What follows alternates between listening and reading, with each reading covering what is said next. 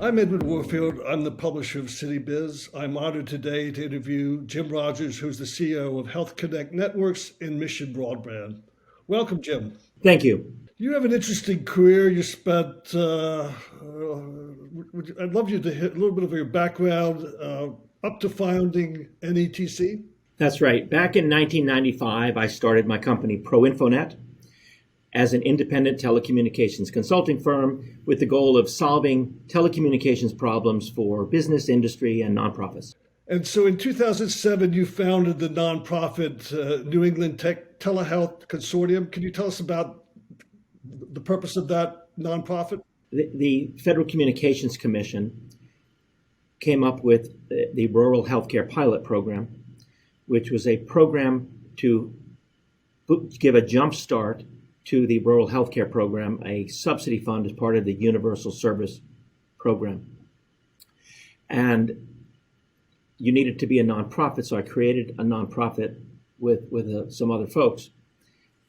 And the mission of NETC is originally was to tap into that fund, apply for it, and in fact, we did win $24.6 million from the Rural Healthcare Pilot Program. The goal being take that money and build high quality, fiber, high bandwidth, low cost communication networks and internet networks to hospitals and clinics throughout New England. And what was the timing of that? The FCC call for applications was in the fall of 2006, and we won the $24.6 million in November of 2007.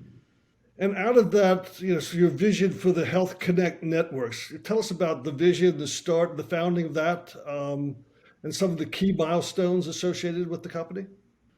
Sure, Edwin. NETC, the nonprofit, was successful in using that $24.6 million, which was 85% seed money.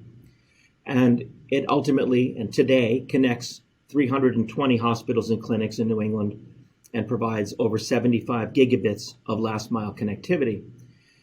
The pilot program was an effort to reform the rules, and in December of 2012, the Federal Communications Commission launched the Healthcare Connect Fund, new rules, and with the advent of those new rules, I decided to expand, help more facilities in New England beyond the 320, and then do a reach beyond New England. So I formed a new company, HealthConnect Networks, in 2013, immediately following the new FCC order, with the goal of expanding, taking our knowledge of helping healthcare providers improve their networks, design new networks, find vendors to expand, bring in more internet, more telemedicine and telehealth networks, and then tap into what became under the new rules a 65% subsidy. And can you provide a snapshot of where the company is today in terms of users, hospitals, the impact that it has had? So today, HealthConnect Networks operates in 22 states. We represent about 2,500 hospitals and clinics, and the total number of 92 hospital systems, along with hundreds of rural health clinics, hundreds of community health centers, hundreds of mental health centers. And with that, we help those healthcare sites build private networks and internet broadband connections so that they can do a better job with telehealth, PACS, which is picture archiving communication systems, kind of a long name for digital image storage and transfer, and electronic health records. And so what has the impact of COVID been on HealthConnect Networks? That's a great question. When COVID first hit, everyone kind of woke up to it somewhere around March of 2020. And there were several things that happened. Many hospitals sent non-clinical people home. Those non-clinical people then needed to work from home and connect back into the hospital or the mothership.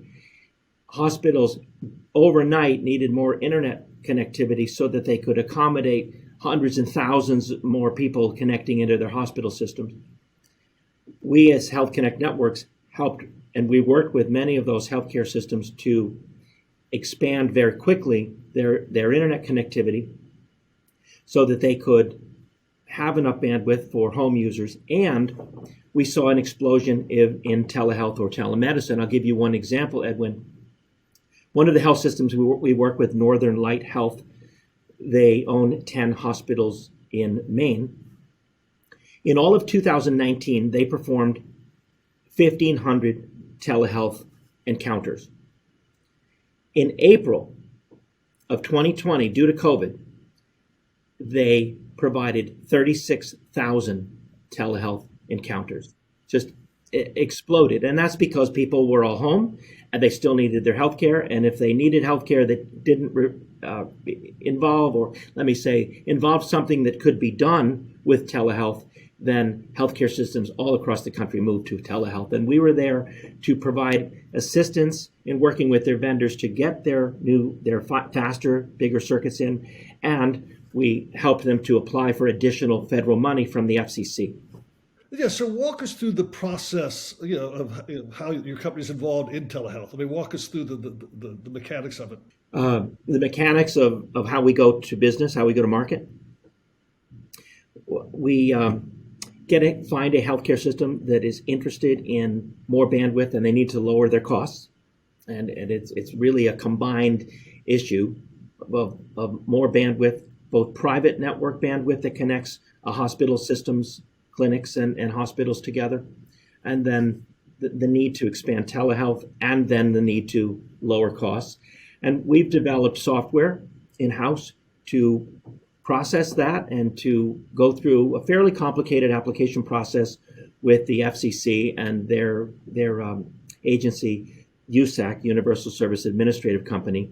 That's the group, the federal group that we apply to. So we get data from the healthcare system, and then we process it, help them to go through an RFP process, and ultimately lower their communication costs by the 65% subsidy.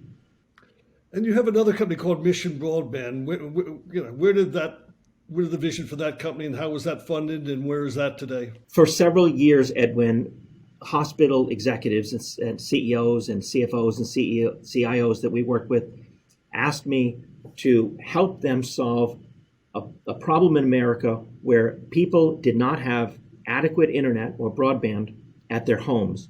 Hospital systems several years ago wanted to start to move towards telehealth, and they found they could not do that ubiquitously because too many people did not have adequate internet or broadband.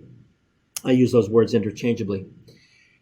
So for years, they asked me if I could solve that problem because I spent years getting a lot of money, and we've actually, all told, we've pulled in over $115 million in federal money for our healthcare clients. So we've been pretty effective at it. After several years of telling them I couldn't solve the home residential issue, I kept thinking about it, and finally I figured out a way that I thought might do it. So I formed a new company, hired some additional staff, hired someone to help me run it. We named it Mission Broadband. We started it in March of 2019. And the goal of Mission Broadband is twofold. One is to work with communities to help communities figure out how to get adequate internet to every home within that community. And the other part of it is help with the funding model. And so what we did was we wrote a bill that we have worked with the feds. It's got some interest, but it's not been real yet. And we're trying to take that bill, which is a model of public-private partnership, similar to back in 1934. Congress passed the Telecommunications Act of 1934 with the goal that every home in America should have a telephone. Our bill models that so that a community finds a vendor to expand their broadband internet to every home.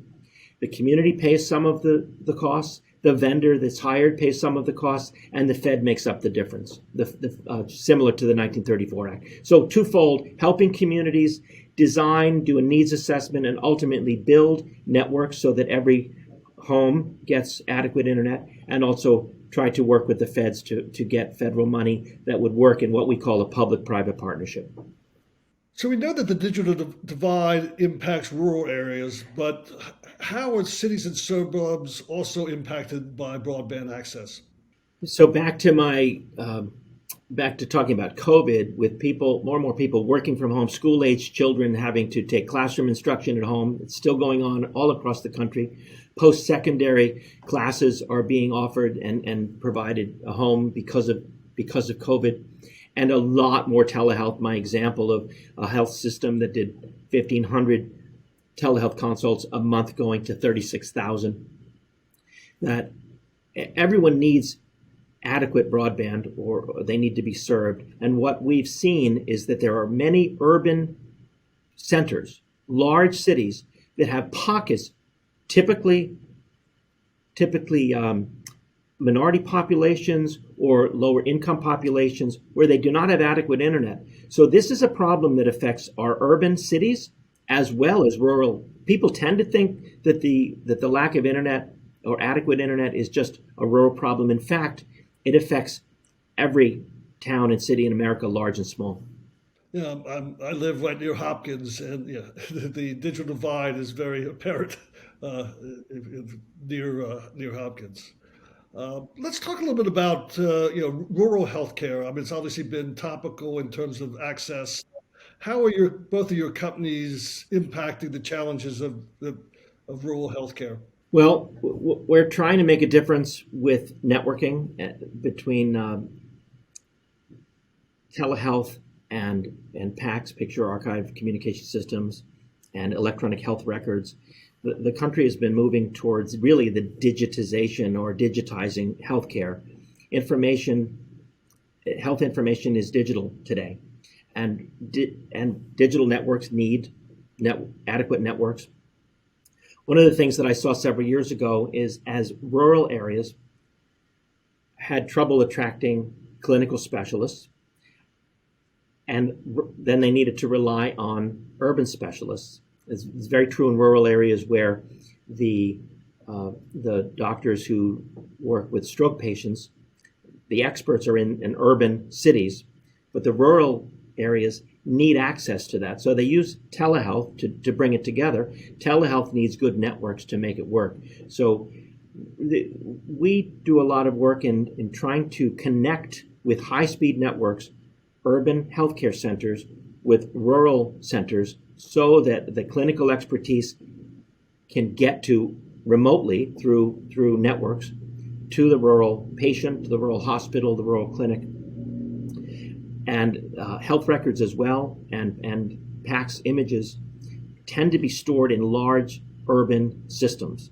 The rural areas need high-speed networks to do that. So there's so many reasons, and what HealthConnect Networks does is trying to bridge that divide and use federal money to do it, so that the rural sites can have access to good communications back to the urban centers and tap into that 65% Healthcare Connect Fund subsidy. And on the Mission Broadband side, we're working really hard to try to solve that digital equity issue, where many people do not have adequate internet, so that they're not playing. They need it. And can you provide a little history of the capitalization and funding of your companies? I'm smiling because we don't use outside funds. I started the company in 1995 with my savings, and then built it up. Right now we have 20 employees, and we're growing really fast. We're adding about a person a month to the company. We're using more and more remote workers.